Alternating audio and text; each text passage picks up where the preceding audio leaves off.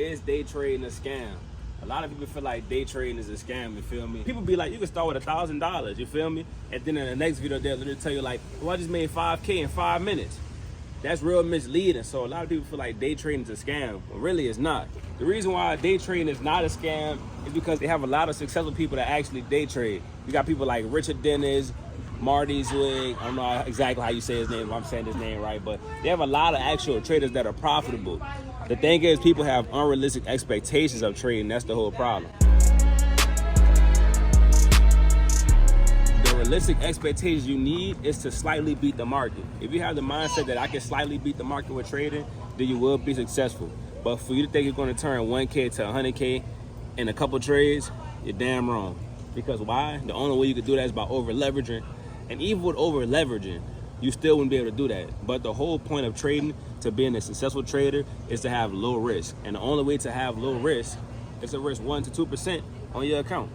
After all I said, is trading a scam? No, day trading and swing trading, it is not a scam. As long as you manage your expectations, you can actually make money from it. Just depending on how much money you put in, depending on how much money you can take out. You have a lot of stories about people that made a lot of money flipping this account to that account. Usually it's because they over leverage, over risk, which is very dangerous.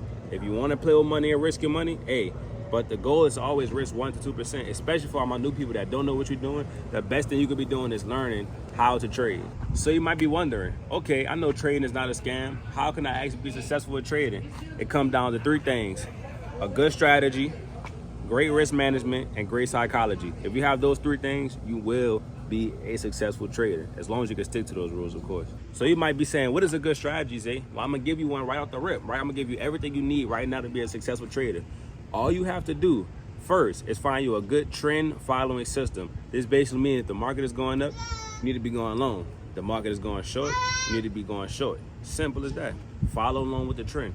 A lot of people try to counter trend trade, which is not profitable. You have to really know what you're doing, really have good market sentiment, and have good risk management if you want to be a contrarian in the market. Second, with risk management, which is probably one of the most important things, I have literally researched a lot of traders, a lot of successful traders, a lot of successful investors, whether it's futures, currencies, options, whatever you want to name in crypto, and it's all come down to risk management.